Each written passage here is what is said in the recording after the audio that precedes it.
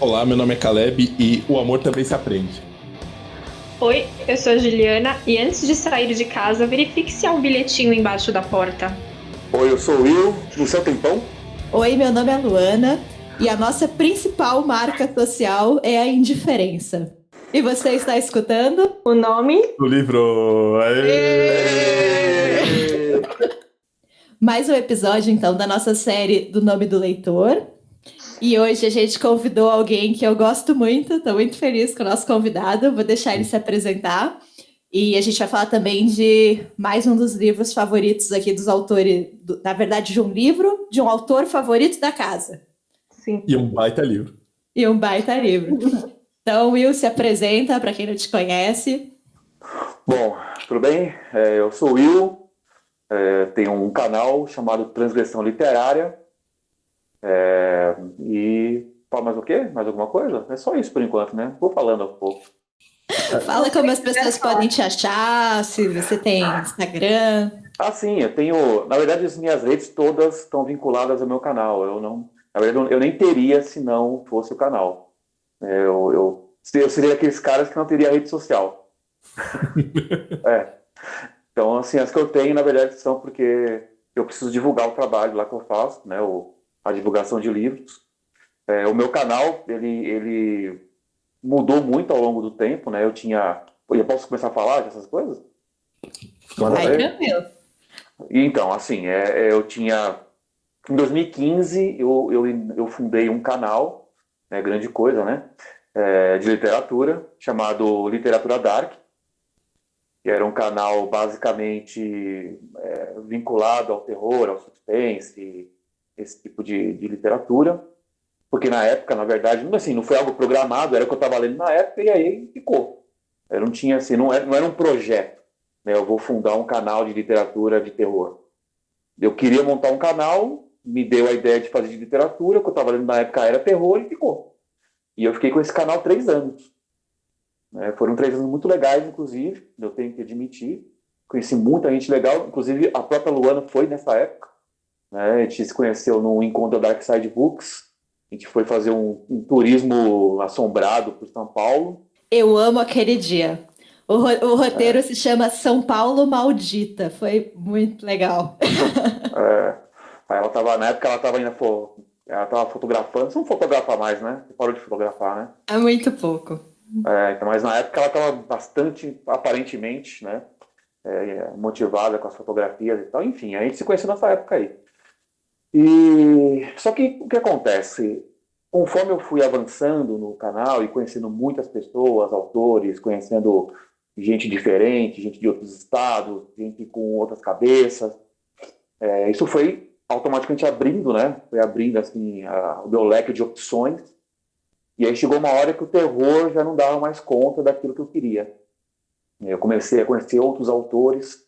Alguns eu conhecia, como o Pato Gabo, né, que a gente vai falar hoje, mas nunca tinha entrado no universo desses autores. Eu conhecia, mas não tinha entrado no universo dele. Comecei a entrar. E aí, a partir disso, eu fui expandindo as minhas leituras, comecei a trazer outras coisas para o canal, que não eram terror, nem suspense, nada do tipo. O público começou a estranhar essa novidade, alguns me abandonaram, vários me abandonaram, eu perdi muitos inscritos na época, que os caras queriam que eu mantesse o canal falando de terror, e eu não podia mais, simples assim. E até que no começo do ano passado, eu decidi encerrar as atividades do Literatura Dark e inaugurar um canal que tinha mais a ver com a proposta atual da minha vida, porque não tem a ver só com o canal. O que eu faço na internet não tem a ver só com o canal ou com literatura, tem a ver com a minha vida. O que eu leio reflete aquilo que eu estou vivendo. Foi assim com Literatura Dark, é assim hoje com Transgressão Literária. E é por aí, acho que é isso. Para começar a conversa. Mas essa frase foi bem legal, viu? Foi bonito, né? Eu tinha visto no vídeo, né? Eu vi no vídeo e falei, essa frase é boa, cara. Mas antes da gente chegar no canal, vamos voltar um pouco do tempo. Recapitular um pouco. Recapitulando. Conta pra gente como é que foi, assim, você lê desde sempre, você foi uma criança que leu bastante, você teve pais, leitores? Como é que funcionou, assim, seu início? Sim, assim, os meus pais não são leitores, minha mãe um pouco, mas minha mãe é alguém que não tem formação, ela parou, enfim, no antigo ginásio, né? Nem completou o ginásio, agora é segundo grau que chama, né? O ensino médio, enfim, não sei. Mas ela sempre me incentivou assim a estudar e tal, me cobrava, tomava lição de mim, esse tipo de coisa, né? Mas sempre que eu pensava em literatura, estava sempre vinculado muito à obrigação, sabe? Livros que eu precisava ler para a escola. Aí quando eu tinha 14 para 15 anos, eu comecei a trabalhar na Saraiva, na antiga Saraiva, não era nem essas Next Store de hoje, na antiga Saraiva. Eram umas lojinhas pequenas, né? E Onde que era, Will? era Desculpa. no shopping Ibirapuera. Pô, que legal. É. Logo antigona, né?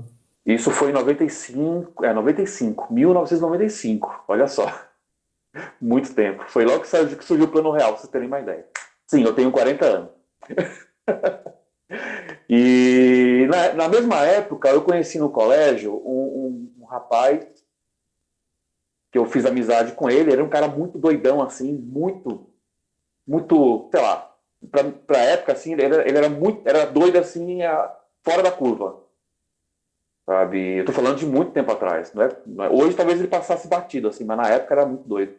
E eu fiquei muito amigo dele. Minha mãe odiava, assim. Minha mãe ficava apavorada comigo. E eu, garoto, meio que abracei a causa dele, né? Eu comecei a seguir muito do que ele falava, porque ele era mais velho do que eu. E um dos conselhos que esse doidão me deu foi de ler Gabriel Garcia Marques. E eu não sabia por onde começar, porque para mim literatura era algo de obrigação. Eu não fazia ideia de que era possível ler por prazer. Bem isso mesmo. E aí ele falou, cara, começa por esse aqui, ó, Crônica de uma Morte Anunciada. É um livro pequeno e, na época eu lembro, assim, não lembro as palavras exatas dele, mas ele foi algo mais ou menos isso. Olha, por aqui você consegue ter uma ideia do que você vai encontrar no restante da obra. Você tinha quantos anos, Will? De 14 para 15, não lembro exatamente, mas foi de 14 para 15 anos. Cara, eu devorei esse livro em um dia. Para a época, hoje em dia isso eu faria com mais tranquilidade, mas para a época era algo assim impensável para mim. Eu me apaixonei. Eu falei, cara, é possível ler por prazer. E a partir daí, como assim, casou de trabalhar na Saraiva, eu comecei a pegar livro emprestado na Saraiva. Eu pegava na hora do meu almoço, pegava um livro e começava a ler. Então eu li, por exemplo, 100 Anos de Solidão com 16 anos. Foi um ano depois que eu li isso aqui, eu li o 100 Anos de Solidão. E, porra, comecei a ler várias coisas. É claro que não foi tudo assim nessa pegada. Eu li muito Paulo Coelho. Eu li vários livros do Paulo Coelho, inclusive. Eu adorava Paulo Coelho. Eu não sei se eu gostaria hoje, porque eu não leio, mas não sei, nada contra Paulo Coelho. Eu tenho pra mim, assim, é meio bizarro esse preconceito, sabe? Porque, cara, tudo tem a ver com o gosto da pessoa. Por que tem que ser só o seu gosto? Né? Mas, enfim, isso é outro debate. Não vem ao caso.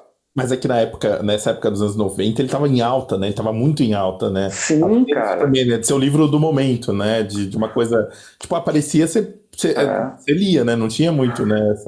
Eu lembro o livro que lançou nessa época dele, que foi o Brida. Caramba. E eu li, li vários. Eu li o Brida, eu li Nas Margens do Rio Pedro, eu sentei e chorei. Eu li o Diário de um Mago, eu li o Alquimista. Eu li vários livros dele. Eu adorava aquilo ali. Né? E essa coisa meio mística, assim, também era muito bacana. Eu era um garoto, né? Então, assim, esse mistério, assim, faz muito, acho que não sei se hoje, né? Mas na minha época era muito lugar comum, assim, você se apegar a coisas meio misteriosas, assim. Eu sempre achei meio misterioso, assim, que ele escrevia. E uma coisa meio de fantasia, assim. Ainda que talvez não seja para ele, né? Mas, enfim, não é um caso também. Mas, enfim, cara, e foi por aí. A partir daí, eu comecei a ler. O meu problema... E, quer dizer, não sei se é um problema, tá? Para mim, hoje, talvez eu encare assim, mas talvez eu esteja sendo injusto com a minha história. Mas com 18 para 19 anos, eu entrei para a igreja evangélica. E eu fiquei mais de 10 anos na igreja evangélica. E numa igreja evangélica, que não é como a de hoje, que eu acho que até muito mais aberta do que era. É uma igreja evangélica bem mais fechada. Qual que era, Will? Eu entrei na igreja batista, tradicional, fundamentalista, calvinista. Caramba. E o meu final de carreira na igreja foi mais pentecostal. porque eu tive algumas experiências meio doidas, assim, mas enfim, também não veio ao caso. Mas enfim, cara, e nesse esquema da igreja, eu me podei de ler outras coisas. Eu comecei a ler só coisas da igreja. Eu entrei para o curso teológico, eu fiz teologia. Então, assim, por mais de 10 anos, o meu mundo girou em torno da teologia. E aí eu acabei me podando de ler outras coisas. Só quando eu saí da igreja foi que eu voltei a ler literatura não cristã, não evangélica. E foi quando eu montei o canal também na época e tudo mais. Aí foi isso. Foi assim que eu comecei a ler. Só para dar uma recapitulada, enfim, você disse que aos 14 anos você leu esse livro que foi extremamente importante, né? E a gente vai falar um pouquinho mais dele lá um pouco mais na frente. Mas antes disso, assim, você não lembra de, assim, durante a sua infância ou até na própria escola, assim, nada que putz, isso aqui era legal, assim, muita gente, por exemplo, cita a coleção Vagalume, isso nunca aconteceu com você, assim? Sim, aconteceu, mas mesmo que eu tenha, eu gostei muito de ler A Marca de uma Lágrima. É um livro que marcou minha infância. Mas ainda assim, não foi uma leitura para o prazer. Tava ligado a essa ideia da escola, né? Sim, eu gostei, mas não foi o que eu, por vontade própria, fui lá e peguei e li e gostei. Foi o que eu li por obrigação e gostei. Entendi. Então, Mas eu lia Pedro Bandeira, todas essas coisas que as crianças leem, eu lia também. Não tinha Harry Potter na época ainda, então, infelizmente. Mas então a primeira coisa que você leu, assim, realmente, né, nessa questão foi por prazer, foi realmente o Gabo. Eu digo isso com toda certeza. O primeiro livro na minha vida que eu li por prazer, sem obrigação, né? Sem nenhuma obrigação com nada, foi Crônica de uma Morte Anunciada, do Gabriel Garcia Marques. Esse foi o livro que me abriu a vida, essa possibilidade de, não, agora eu posso ler e o que eu quero ler e sem precisar dar conta de nada, sem precisar ficar escrevendo o resumo, sabe? Então, assim, foi o que me despertou, foi esse livro. Quando você saiu, então, dessa sua fase mais dentro da igreja, com toda a questão da teologia, o que te fez voltar a ler livros? Assim, o que te deu esse insight de você voltar? Então, no final da minha vida evangélica, eu passei numa igreja bem progressista, eu diria, chamada Bethesda, que é a igreja de um pastor chamado Ricardo Gondim. E ali, nessa igreja, eu tinha, como eu disse, um contato muito grande com uma ala mais progressista da igreja evangélica, inclusive foi através deles que eu tive acesso à teologia da libertação, né, a teologias mais liberais, né, que tratavam a fé de uma maneira mais racional. Foi lá que eu conheci, por exemplo, o Rubem Alves, que foi um cara que marcou minha vida. Foi um dos caras que me tirou as minhas algemas, assim, sabe, dessa religião mais fechada, mais dogmática. Então, assim, nessa fase, eu já comecei a ter acesso à literatura meio mais fora da caixa. A caixa aqui, que eu digo, a caixa evangélica. Dostoiévski, por exemplo, eu conheci nesse período. E Tolstói. Então, assim, alguns autores eu já comecei a ler nesse período, assim. Mas ainda assim, eu com uma cabeça muito cristianizada, muito evangélica, eu não conseguia ler esses livros sem fazer pontes com a minha fé. No caso de Dostoiévski, por exemplo, é muito fácil fazer isso. Tolstói também, é muito fácil fazer isso. Né? E Tolstói ainda mais, né? Enfim, Tolstói se arriscou até como teólogo. Mas essa fase, apesar de eu ter esse contato, eu não enxergo como livre.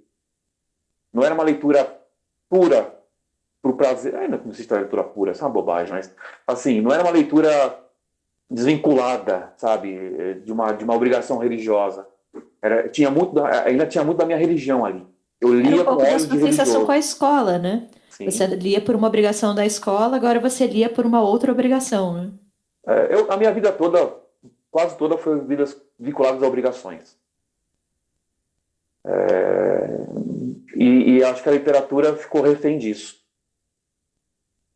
Eu digo isso com muita certeza. O YouTube me libertou de muita coisa.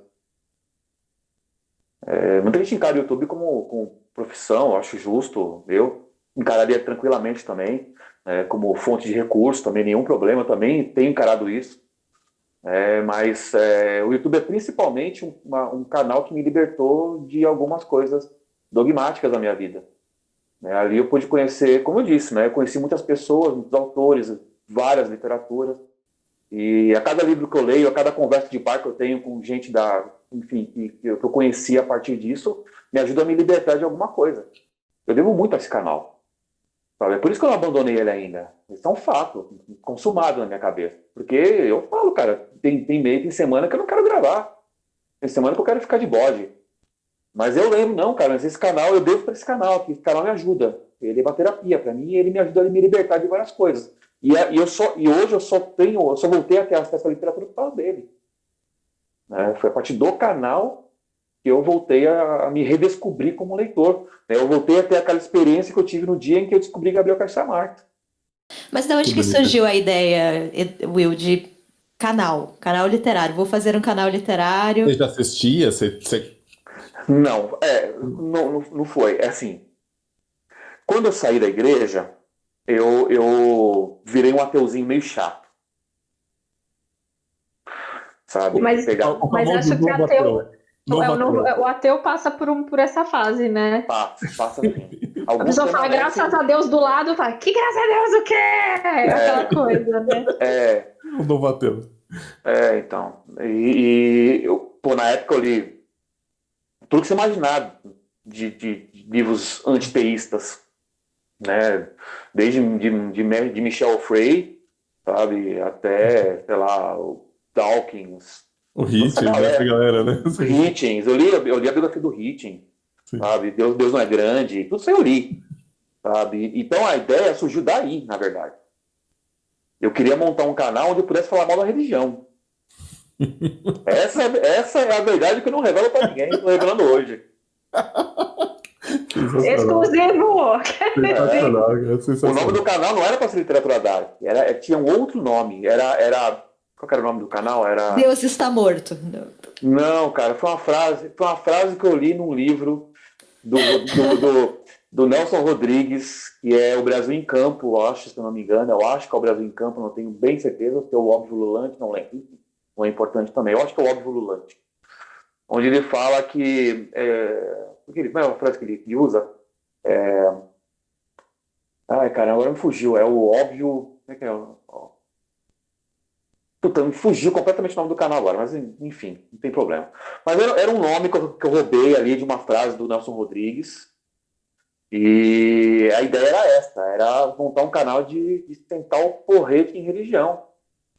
Só que nesse mesmo tempo, eu comecei a ler literatura de horror, comecei a ler Stephen King, comecei a ler essa galera toda aí, H.P. Lovecraft, Edgar Allan Poe, toda essa galera aí, né, Frank de Felitas, pessoal todo do terror aí.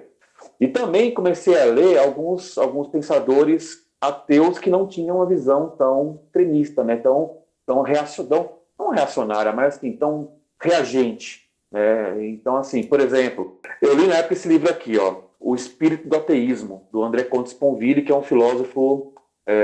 acho que ele é francês. O Sponville. Ele é francês, nasceu em Paris. E esse cara aqui, eu até falei dele, acho que no meu último vídeo, não sei se vocês acompanham o meu canal, mas enfim. E esse é um dos livros que transformou a minha vida. Porque ele me abriu a possibilidade, apesar de ter uma visão muito europeia, muito, enfim, a ideia de que os europeus são a única civilização e o cristianismo é a única religião, sabe? Tem um pouco, ainda que ele não faz crachadamente, mas você sente, né, nas entrelinhas, que ele tem esse pensamento. Mas, assim, é um livro que me ensinou, me abriu a possibilidade de entender que, apesar da minha experiência ruim com a religião, isso não deveria ou não necessariamente seria a experiência de todos. E talvez a religião seja a única coisa que pessoas têm na vida. Né? Gente que não tem emprego, que não tem prato de comida, que não tem acesso à educação, ou seja, N coisas que são comuns em países de capitalismo periférico como o nosso, né? Tem na religião a única ferramenta de vida. a única esperança, sei lá, tem um monte de coisas. É claro que tem pastores que vão se aproveitar disso, mas eu vou tirar isso deles,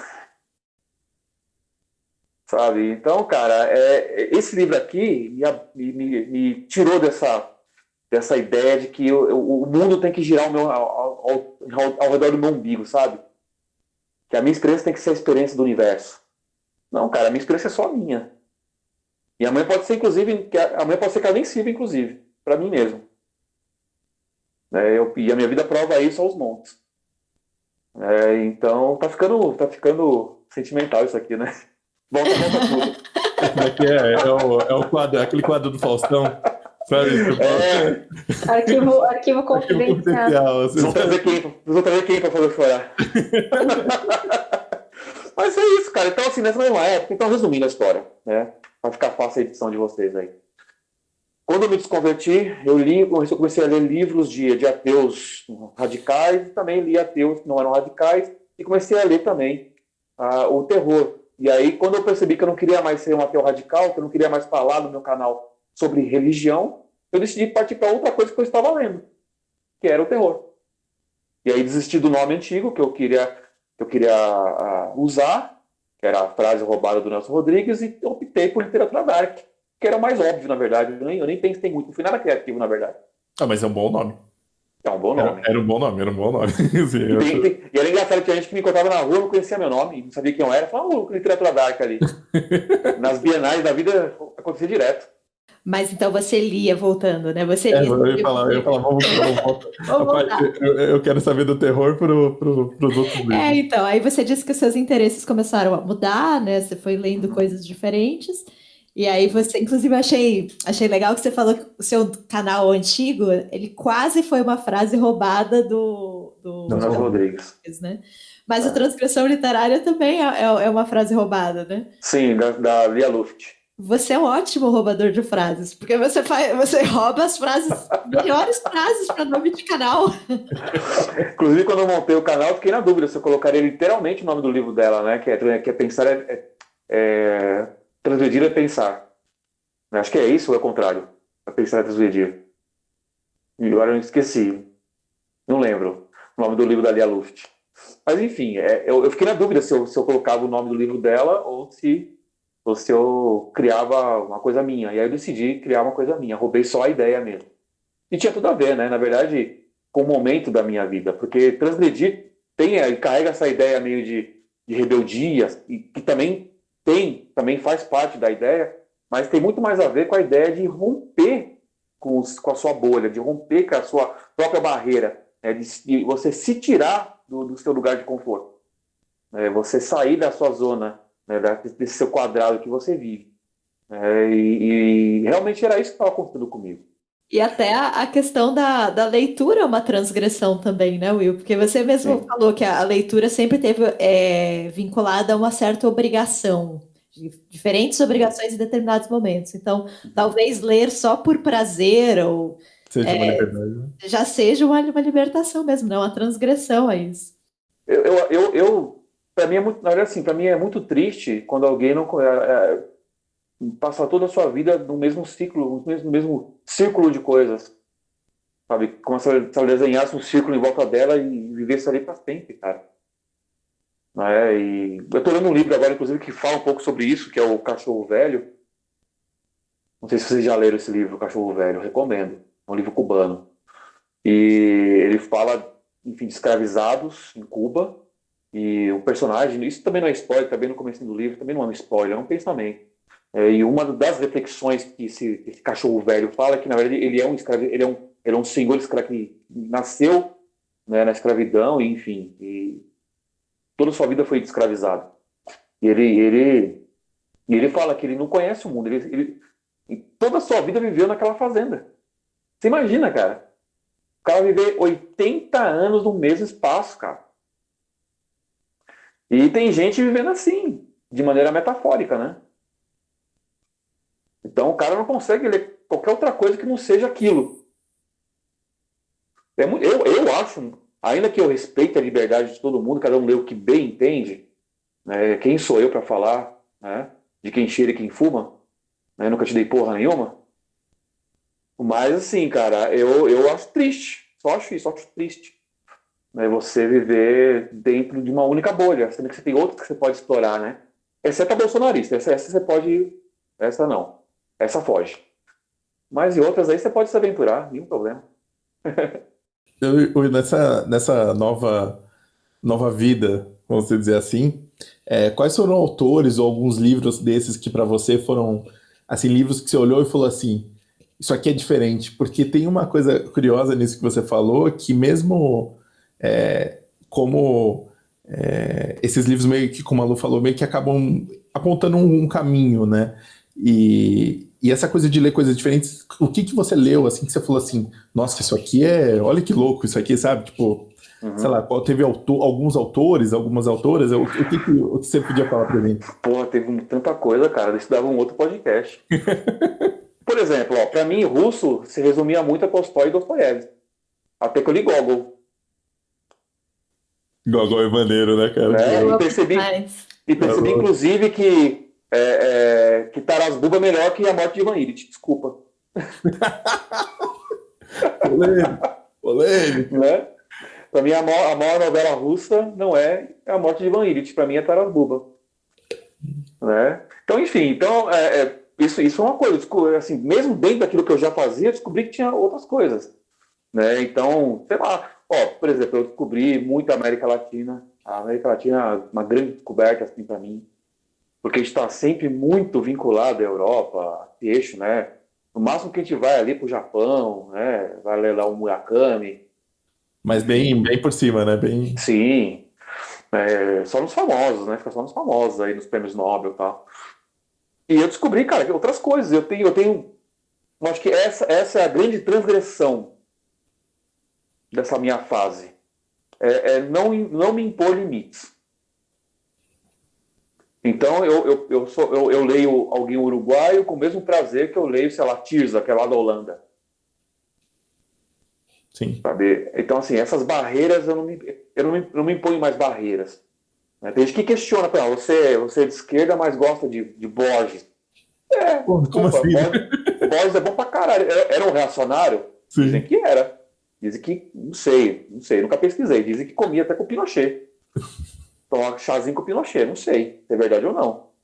Mas isso é uma coisa, cara, que a gente tem que nos dar liberdade. Eu nunca esqueço, cara, de uma história que foi eu acho que foi o Trevisan que contou, né, no Pai, eu acho que é no Pai Pai que ele conta essa história, onde ele fala que o Trevisan, ele é um cara muito de esquerda, e ele viaja pela América Latina, e em uma dessas paradas dele, ele encontra uma mulher e dá para ele, acho que, não sei se é Borges, eu acho que é o Borges, ou é o Borges ou é o Lhosa, não lembro agora, faz tempo que eu li esse livro. Outro reaça também, né? Sim, então assim, eu tenho quase certeza que é o Borges. Ele não queria ler. Por quê? Porque o cara é um reaça. E a mulher falou assim, cara, leia.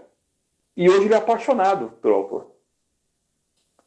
Então, assim, eu acho que mesmo dentro de bolhas que eu não entraria normalmente, eu adoro Nelson Rodrigues, cara. O que eu posso fazer? Sim. Sabe? Então, o cara tem umas sacadas que não dá para falar que ele é um estúpido. Pelo contrário, é um cara genial. Ah, mas ele era apoiador da ditadura. Puta, que merda. Que pena. Imagina um cara desse na esquerda. Que estrago que ele não ia fazer. Porque genial ele era. Então, assim, eu tento me dar essas liberdades. A Pedalia Lift acabou de declarar apoio aí. Sim. Não foi? Não é verdade isso? sim.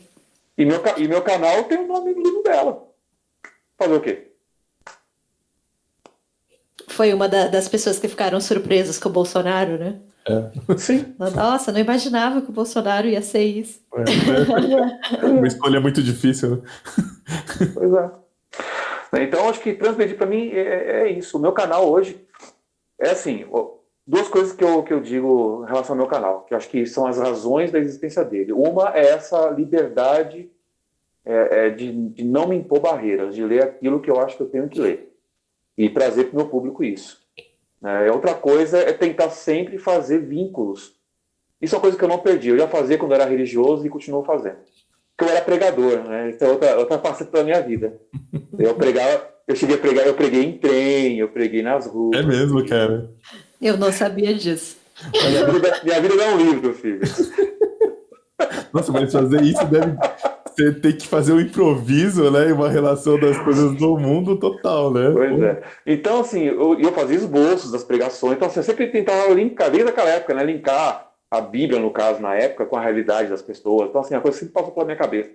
E isso eu preservei desse período. Então, os meus vídeos sempre, de alguma forma, eu tento linkar algo que para mim tem que ser assim. A literatura tem que ser viva, ela não pode ser só literatura pela literatura, ainda que ela possa ser só prazer, por exemplo. Mas mesmo o prazer, cara, está vinculado à vida. Ah, eu leio por prazer. Sim, mas o prazer está vinculado à sua vida. Você sente o prazer. Então, é algo real, algo vinculado à vida. Então, nos meus vídeos, o meu canal tem esse perfil, assim, de tentar fazer esses links entre a literatura que eu leio e a realidade das pessoas e a minha própria, né? Partiu, Gabo? Vamos embora. Essa é a parte mais difícil. Eu até anotei os nomes porque minha memória é péssima, cara. Mas uma hora ele começa a soltar um monte de nome diferente, né? E aí eu também fiquei meio perdido, assim. Não, e assim, de onde ele tira, né? De onde ele tira, né? Tipo, Baiardo São Romano, de onde ele tira isso? É muito bom. Eu gosto quando ele fala do Gerineu, do Marques, né? Eu fico meio pensando nele mesmo, né? Tipo... Mas assim, começando então do começo. Com 14 anos, que foi a cidade que você leu pela primeira vez o Crônicas de uma Morte Anunciada. O que te chamou a atenção? O que fez esse livro ser tão importante para você, assim? Caraca, tem mais de 30 anos, gente. Não, mais de 30 não. Tem mais de 20 anos. Tem 25 anos. Olha, eu acho que a narrativa é muito fácil, muito simples. Mas que ao mesmo tempo, cara, gera sensações. É uma leitura muito simples. Qualquer um pode ler esse livro. Qualquer pessoa que saiba ler, conseguiria ler esse livro. Mas é um livro que, apesar da simplicidade, ele te gera sensações. Né? E para mim, a literatura tem um pouco disso. Eu acabei de ler, eu viajo muito, gente, desculpa. Eu acabei de ler o Como Água para Chocolate,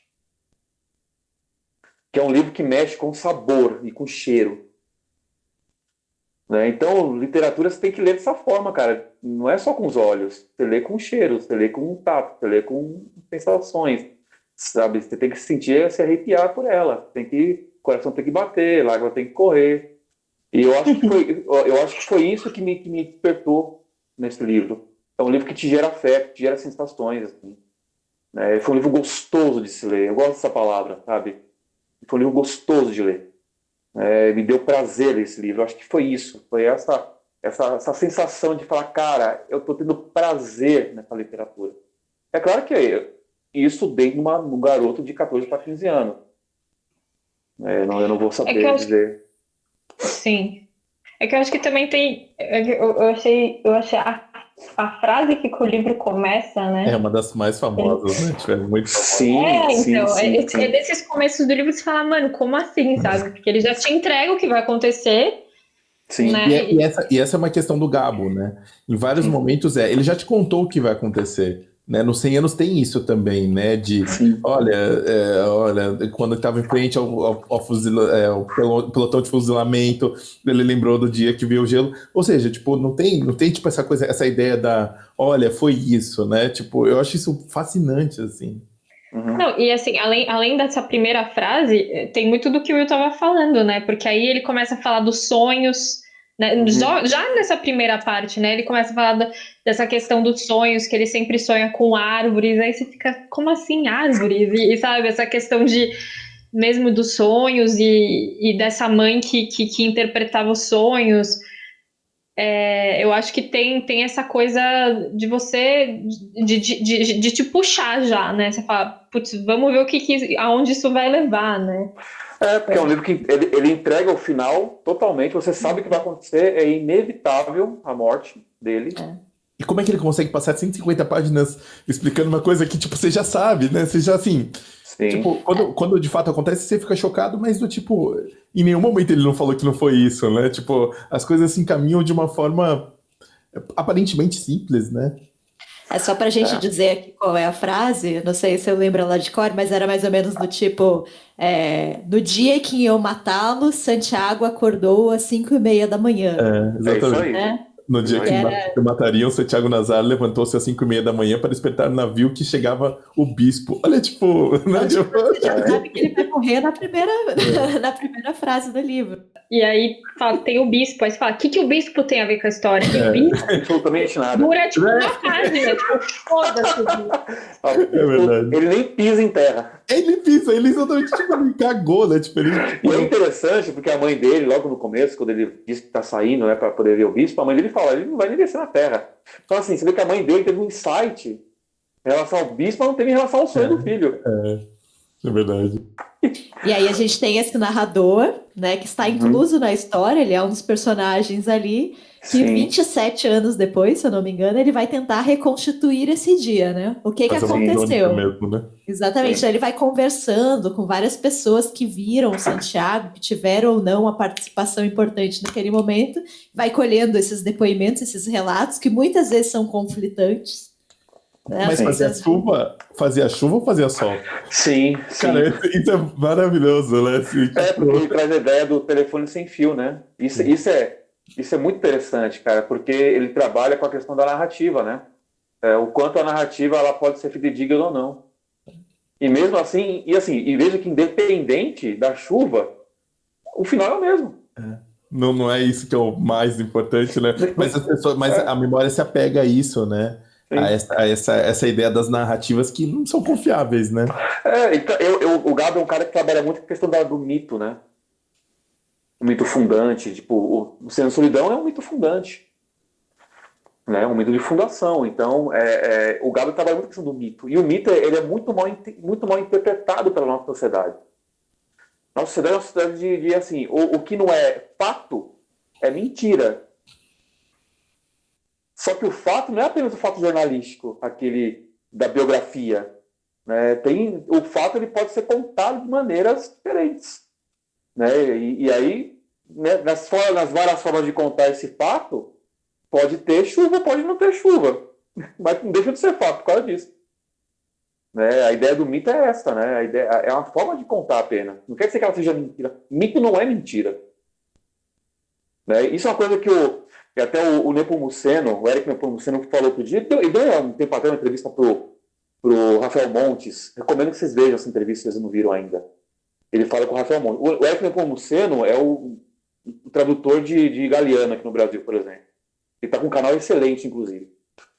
E ele fala, cara, sobre essa questão do realismo fantástico. Ele não gosta do termo. O Éric não gosta do termo. Ele fala assim, não é fantástico, é só realismo. Mas tem sei lá, alguma coisa que acontece que é meio surreal, assim, sei lá, a menina que come terra a vida toda, é o pai de família que fica preso numa corrente no quintal, sei lá, com a moça que voa para os céus, né? É levada para os céus. É uma moça que é apaixonada por um cara que ela não quer ter nada e o cara se mata. Então, assim, é uns negócios meio absurdos. Mas ele fala que isso é real. É só uma forma diferente de contar aquilo que aconteceu. Né? E eu acho que esse livro trabalha muito bem isso. Porque, enfim, é um livro que, né, trabalha com fatos. Não, e ao mesmo tempo, essa ideia de que o leitor ele começa o livro sabendo que o Santiago vai morrer, e toda aquela cidade começa o dia sabendo que vão matar ele, né? Sim. Então é um livro que ele fala, para mim, é um grande livro sobre omissão, assim, porque é essa sensação que você tem enquanto você vai lendo. Todas as pessoas sabiam, e todas as pessoas já estavam comentando, todos poderiam ter evitado, mas no fim ninguém faz absolutamente nada, né? Não, e pensa assim, Lua, desculpa interromper você, pensa só uma coisa. Tinha um bilhete na porta de entrada. Cara... Juliana recomendou isso na entrada aí do programa. Realiza. Quem tropeça num bilhete na porta de entrada percebe ele. sabe? Então, assim, qualquer coisa que você vê na porta da sua casa, quando você sai, você percebe. E o cara tem um bilhete lá que ninguém vê. Só acham dias depois, né? Tipo, do fato Sim. consumado. Tipo, Eu acho que é na hora do juiz, né? Não é, Ju? Tipo, na hora do. Pois é, cara. É feito um catálogo lá dos Sim. itens, das coisas, né, pro julgamento. Eu me lembrei muito quando eu fiz essa releitura do livro As Virgens Suicidas. Nossa, eu ia falar exatamente isso, assim. Porque tem um sanduíche, tem um sanduíche que fica na escada da família lá, do começo ao fim da história. E, tipo, ninguém tira aquela porra daquele sanduíche de lá, cara. É como se ele não existisse. Não, e esse relato de alguém, anos depois, conversando com as pessoas, né? Sim, é muito parecido, né? Nossa, essa imagem. Sim, então, assim, é um livro que você consegue fazer associações tranquilamente. E é isso que o Will falou, né? Ele é um livro muito simples de ler. Você embarca tranquilo ali. A narrativa te pega, ele não tem grandes desafios, assim, do ponto de vista da leitura. Mas que se você começa a pensar, tem de tudo ali. Tem essa crítica social, que é essa questão da omissão mesmo, que eu até falei na minha frase do início, que a gente é indiferente mesmo, né? Porque essa é a postura que todo mundo assume na história. Ah, não tem mais o que fazer, o bispo tá chegando, eu preciso cuidar do bispo, outra pessoa vai avisar, eu não preciso fazer isso. E ninguém age, né? Então. O único que se propõe a agir é o último a saber, né? Que é o amigo dele lá, Sim. Cristóvão. O Cristo Bedóia. Isso, Cristo Bedóia. Que é o que tá abraçado com ele, né? Até Ele é o único que tenta impedir o crime, mas ele é o último a saber. E aí ele não tem tempo hábil para poder fazer a... Eu acho curioso que quando ele tá falando disso, né, de como ele tenta impedir, ele vai falar com o prefeito, que é o coronel, que é um general, né, se eu não me engano, e aí, tipo, o cara, a hora que ele vai falar para ele resolve ver se vai ter a partida de dominó no sábado. E aí, tipo, é esse o tempo que as coisas acontecem, assim, e tipo, é isso, né, às vezes é uma coisa... Porra, você não podia ter esperado para ver se essa partida de dominó ia acontecer mesmo ali no salão? Não, tem a própria mãe do narrador, ela, quando sabe do crime, ela não vai tentar impedir o crime, ela vai só para avisar a mãe do cara que vai ser morto. Sabe? Não faz nenhum sentido aquilo, cara. Ela sai aceleradíssima de casa, porque ela nem quer esperar o marido. Só que ela não sai. E ali naquele momento da história, aparentemente, ela tinha tempo hábil ainda para poder impedir o crime. Mas ela não vai impedir o crime, ela vai avisar a mãe do cara que vai morrer. Eu até anotei a frase aqui. A gente deve estar sempre do lado do morto. Exatamente. O cara não estava morto aí naquele momento. É muito... Não faz nenhum sentido, cara. É muito doido. Esse livro é muito doido, cara. Mas eu acho uma coisa que o Gabo faz que eu acho excepcional ele sim fala na primeira frase que o Santiago vai morrer, só que aí a narrativa ela se torna quase leve. Eu não sei se leve é a palavra, mas você vai vendo aquela sociedade ali meio atrapalhada, e um fala uma coisa, outro fala outra, e aí tem os presságios, uma teve uma visão, a outra teve um arrepio, e é tudo meio desencontrado, é quase cômico, assim, são figuras meio patéticas. Essa coisa meio do caos, né, Lu? Essa coisa caos, parece quase vira uma anedota, assim. Sim, totalmente anedota. E você perde a noção de que o crime vai acontecer. E aí, por isso que eu acho o final tão chocante. E para mim, ele me destruiu, assim. Não é um spoiler, porque afinal de contas a gente sabe já na primeira frase.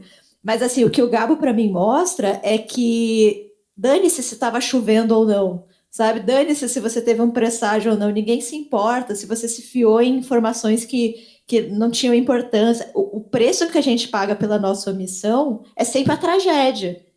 E aí, no final desse livro, que estava vindo de uma toada mais leve, é um assassinato brutal.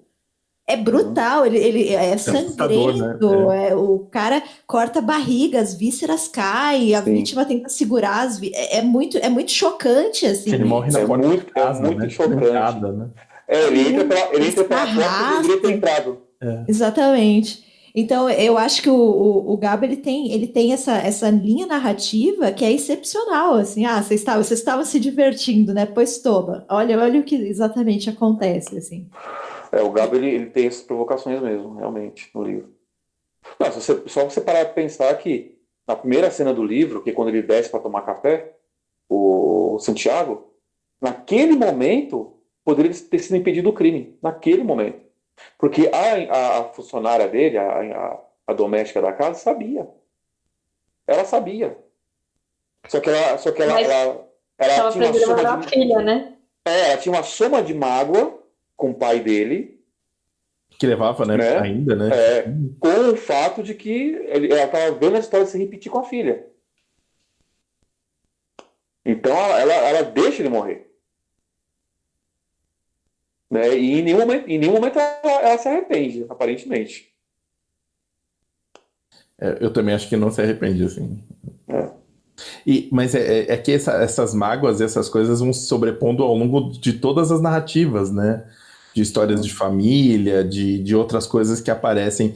E eu acho curioso, Lúcio, que você falou de tipo, ficar mais leve, porque foca muito no personagem, no cara lá meio misterioso, né? O Sam. Como que é o nome dele? O nome dele é maravilhoso. É o Bayard do San Román. Bayard de San Román, exatamente. Porque daí começa meio, tipo, esse cara que aparece rico e tudo mais. E a gente vai falar do casamento, vai falar de como que ele E da onde que vem esse dinheiro, né? Exatamente. Inclusive, que é uma citação, aparece um spin-off ali dos 100 anos. Assim, O Bayard é o elo do livro com o restante digamos assim, universo. Da mitologia do Gabo, né?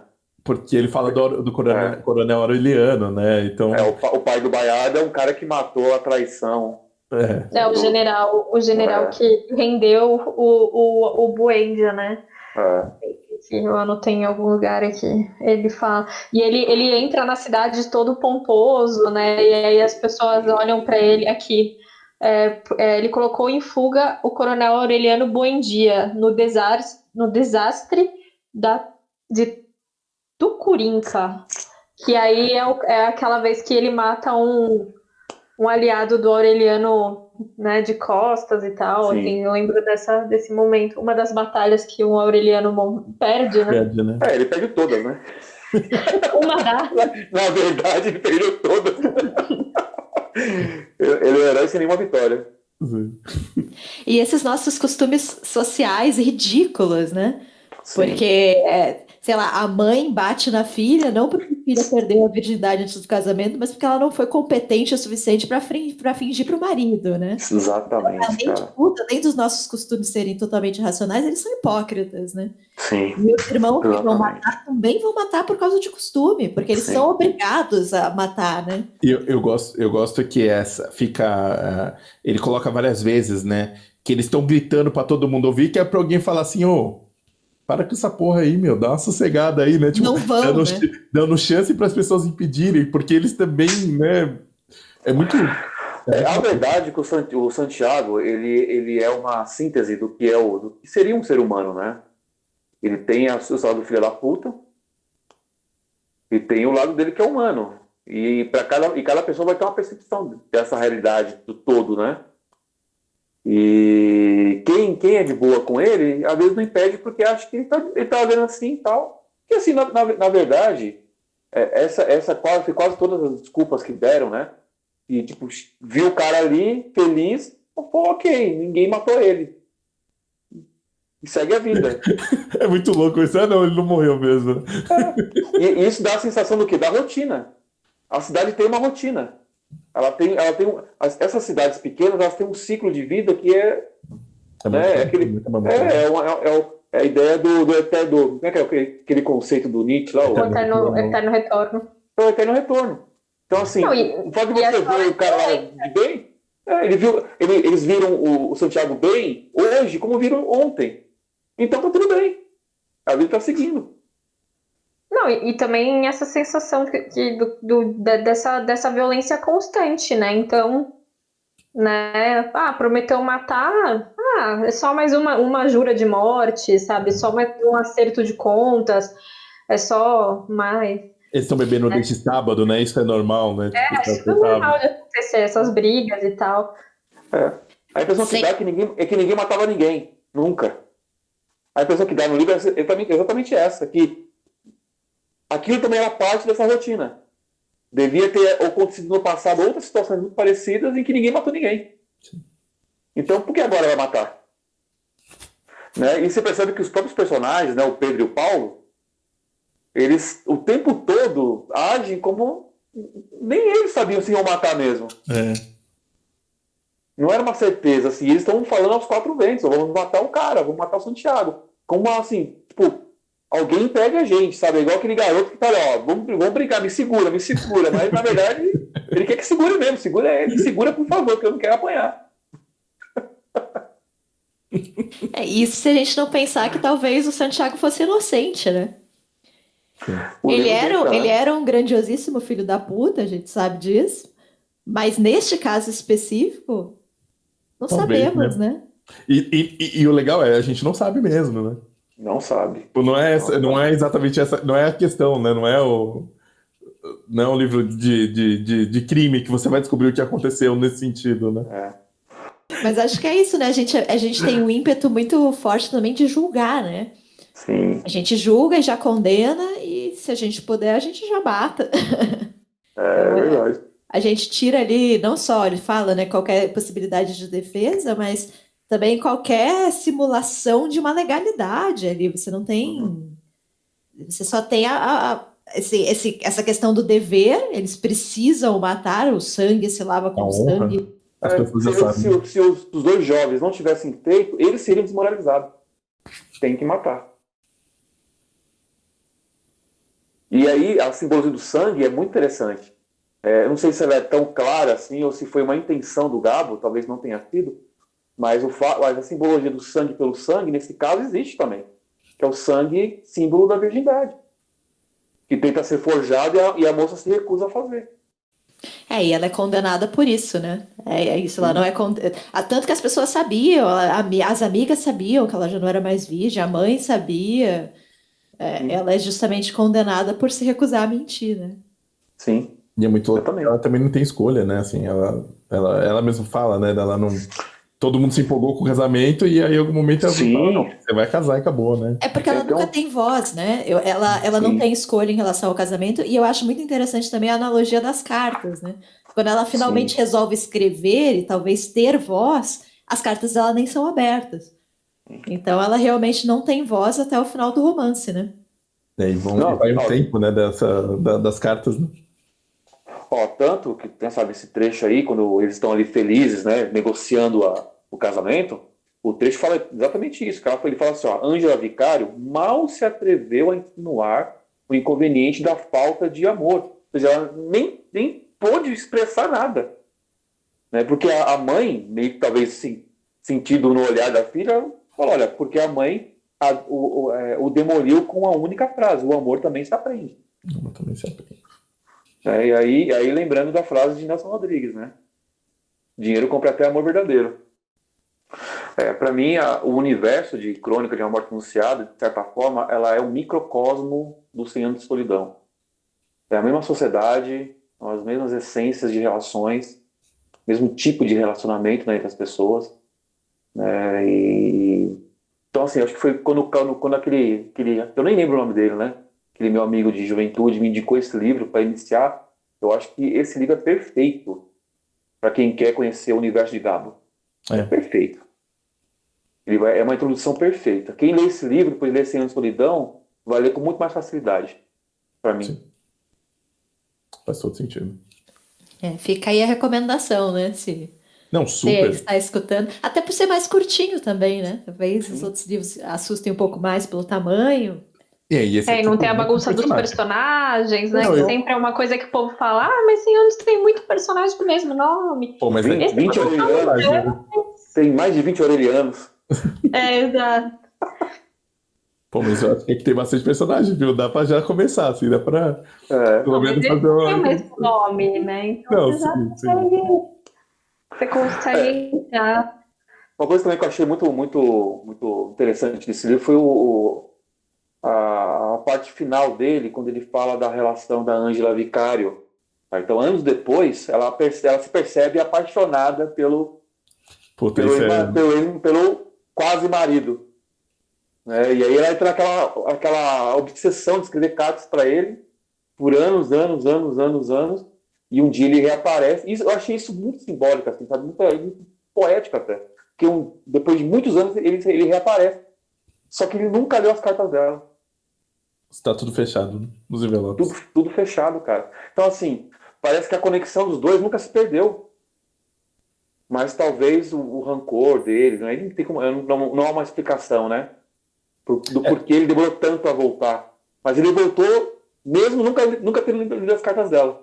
Ele não sabia se ela queria ele de volta. Mas ele volta. E eu achei muito simbólico isso. A impressão que dá é que ele tenta se perder, né? Assim, ele entra numa espiral de decadência, né? Tipo, de loucura mesmo, né? Acho que tem uma coisa meio tipo de você voltar e talvez não ser rejeitado. Né? Talvez. Eu acho que tem uma coisa meio tipo de... Até meio... Eu acho curioso como ele volta, tá mais gordo, tá careca, tá... Sabe, tipo, todas as coisas que ela talvez não achasse atraente, mas do tipo, aceitar, assim, sabe? Eu achei muito... É que, assim, você perceber, é um trecho que ele não tem conexão com a história. Mas quando você lê, você mesmo acaba criando as conexões. Mesmo não tendo conexão, ela faz sentido na história. Eu achei muito bonito, eu acho muito bonito essa parte. Pô, você falou essa parte que ele acha bonita. Eu gosto, mas eu gosto um pouquinho antes quando fala dela ter envelhecido, dela tá, sabe, tipo, eu acho curioso porque se a gente tava falando agora há pouco, né, que ela não tinha as escolhas e tudo mais, ela me parecia uma mulher, tipo, que assumiu um pouco as coisas da vida dela, assim, sabe, que pôde fazer isso, assim, sabe, eu achei muito bonito esse olhar desse, né, porque também tem isso do narrador no livro, que é esse olhar meio de, não sei se de encanto, mas acho que talvez por tentar reconstruir, tem um certo fascínio, né, desses personagens, de como ele encontrou esses personagens tanto tempo depois, né, e eu gosto desse olhar para ela, assim, acho curioso. A Ângela me parece um personagem fora do contexto, né? Ela é parte da história, mas é como se ela não fosse. Ela é uma pessoa autônoma, ela tem vida própria. Então é por isso que eu falo que é muito significativo isso.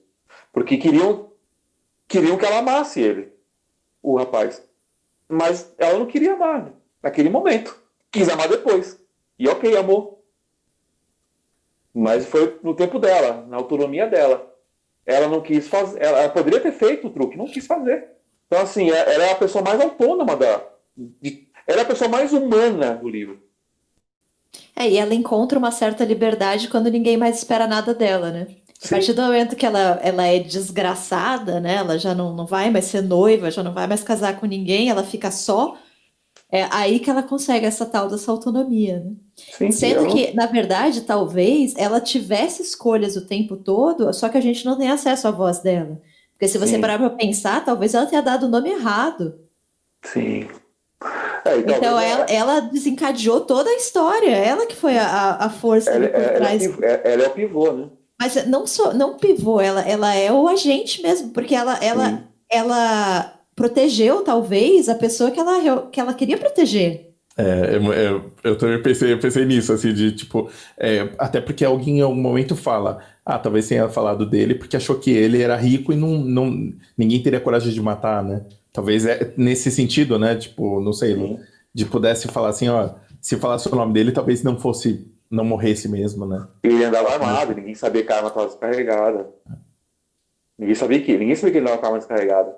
Então, existe uma história por trás da história. Quem que essa moça queria proteger? O que aconteceu ali? Como que ela perdeu essa virgindade? Como a gente não sabe, né? Justamente porque essa não é a história da Ângela. Nunca foi, né? Naquele universo ela só funciona como pivô. Naquela sociedade patriarcal ela só serve para isso mesmo, para ela ser. Ela não faz parte daqui. Ela tá lá, mas ela não faz parte. Seria totalmente outra história se a gente tivesse o ponto de vista dela, né? Exatamente. E agora que curioso por esse ponto de vista. Esse outro, né? Vamos ressuscitar o Gabo para escrever isso aí. Só uma última, enfim, a gente pode falar mais vezes. Eu fiquei realmente impressionado assim, nessa releitura. Eu li hoje, assim, durante o dia, e tem essa coisa que eu falo de gostoso, né? Livro que você lê e vai bem, e flui, né? E tudo mais. E tem os detalhes, né? Tem uma coisa só que me chamou a atenção, a gente estava falando, que é aquela casa que ela fala, da casa mais bonita do lugar, que é do Quintas, tem um sobrenome que agora me foge, e disso, né? Esse personagem que vende a contragosto a casa, morre 2 anos depois amargurado, assim. Sim. Isso é tão... não sei explicar, mas assim, o Gabo tem isso de... Você falou de sentir as coisas, né? Eu brinco que, sei lá, eu lembro quando eu li o Amor dos Tempos do Cólera, a impressão que dava é que eu sentia o suor das pessoas, assim, sabe? Tem essa coisa meio palpável, e desse personagem que aparece, sei lá, uma página, sabe? Tipo, eu fiquei meio... Nossa, mas eu fiquei super pensando que tipo, daria uma outra história, né? Eu acho... A casa de um viúvo, né? É a casa que não tinha preço, e aí depois teve. E assim, é muito louco isso. Em nenhum momento fala que o espírito da viúva está lá, da morte está lá. Sim. Mas é como se estivesse. A gente sabe que ela está lá mesmo não sabendo. Mas ela vai retomando os objetos, né? Sim. Os objetos vão sumindo e aí as pessoas falam, ela pegando as coisas de volta. Que não é, estão roubando a casa, né? Estão roubando, né? A casa fica abandonada. É que eu acho isso engraçado, né? Assim, é difícil de falar, mas é isso, né? É uma coisinha que, sabe, tipo, não tá dentro da história, não é a parte relevante, assim, sabe? Tipo, mas tem isso de, porra, eu queria ver mais disso, assim, né? Cara, pra mim o Gabo ele cria afeto em lugares improváveis, assim. Numa casa de um viúvo que não tinha nada a ver com a história. Tem um afeto ali. Sabe? Isso é uma coisa que eu, quando eu li um livro dele que é muito problemático, e dizem até que, enfim, foi já bem debilitado que ele escreveu, que foi Memórias de Minhas Putas Tristes, que é um livro que muita gente condena, enfim, compara até com Lolita e tal. Cara, eu li esse livro, fiz resenha dele no meu canal, inclusive, e eu acho um livro extremamente afetuoso, mesmo compreendendo os problemas dele.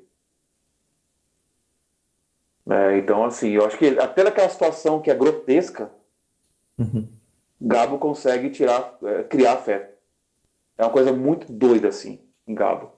Essa coisa de, tipo, de uma pedaço de pau, ele consegue criar afeto. Você consegue sentir amor por aquilo. É muito doido. Muito doido. E é um livro que eu não tenho muito medo de dar spoilers, assim, em relação a ele. Porque nada do que acontece é de fato relevante. A gente já falou tudo o que acontece na história. Ó, é um carinha que tá ouvindo relatos de pessoas e vai tentar reconstituir a morte desse Santiago Nazar. É isso a história, nada mais acontece. E o cara morre mesmo, exatamente. No fim ele vai morrer. O que encanta ali é justamente essa narrativa, essa forma de descrever as coisas, descrever os objetos, essas superstições, essa ideia que as pessoas vão formando de que talvez tenha um destino. Não foram elas que foram omissas. Era para acontecer, o universo inteiro estava conspirando. Não é culpa minha, sabe? Tem tanta consequência que até o juiz fica impressionado.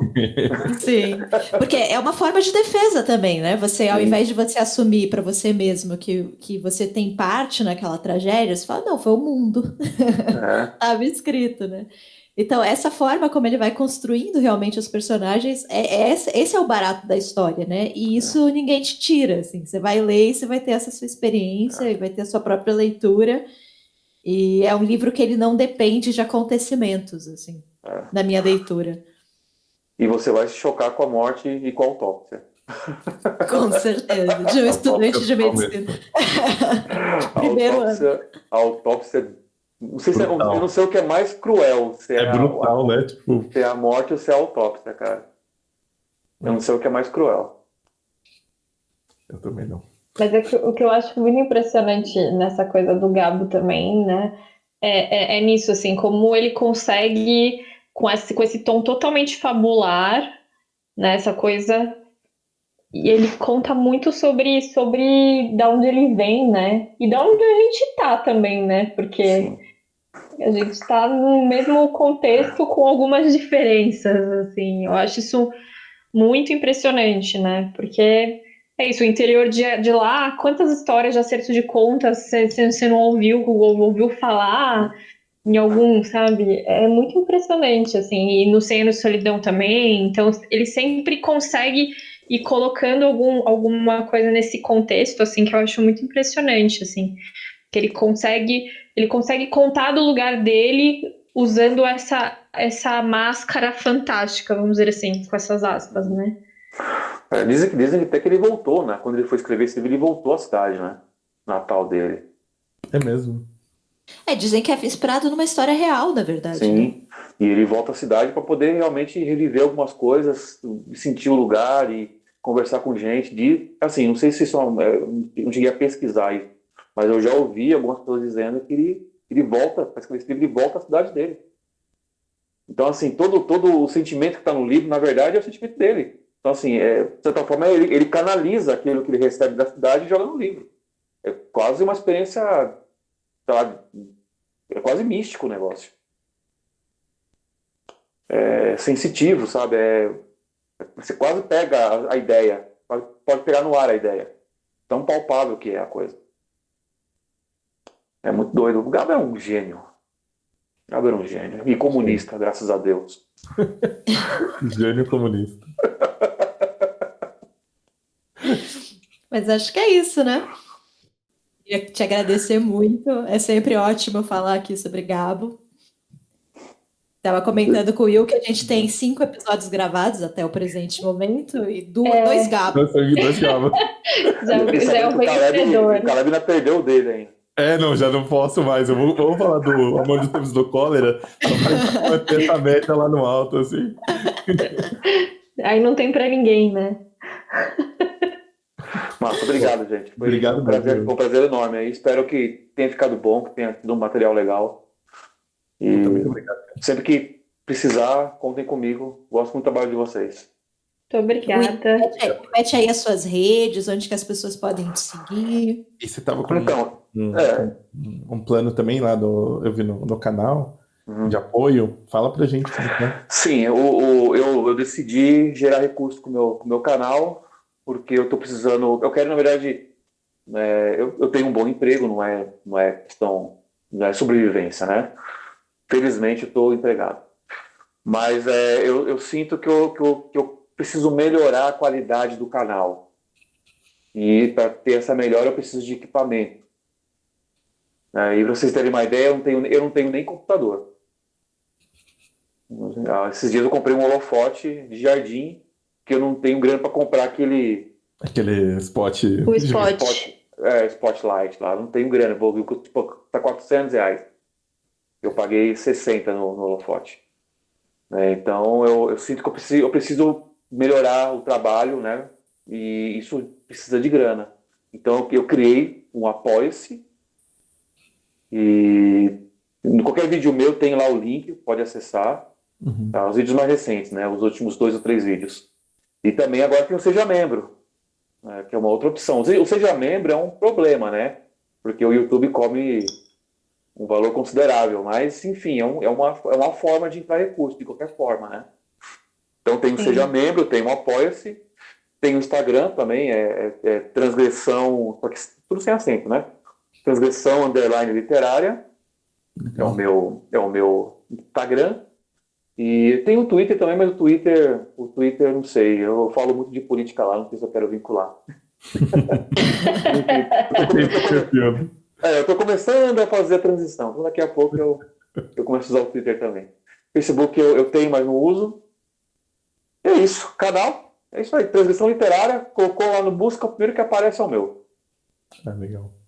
E lá tem todas as minhas redes, nos vídeos mesmo tem todas as minhas redes, seja membro, apoia, e aí. Muito obrigado. Isso aí. Foi muito legal. Então é isso, galera. Fiquem bem, né? Sobrevivam aí mais uma semana. Tá acabando. Mentira. Não sei se tá acabando. O quê? A quarentena? Acho que Vai passar. Aqui em São Paulo é como se tivesse acabado já, né? tem esse detalhe, né? Mano. Sim. Enfim. Senão a gente ia entrar num caminho aqui muito Muito dark. Só tristeza. Não, Vamos manter o clima.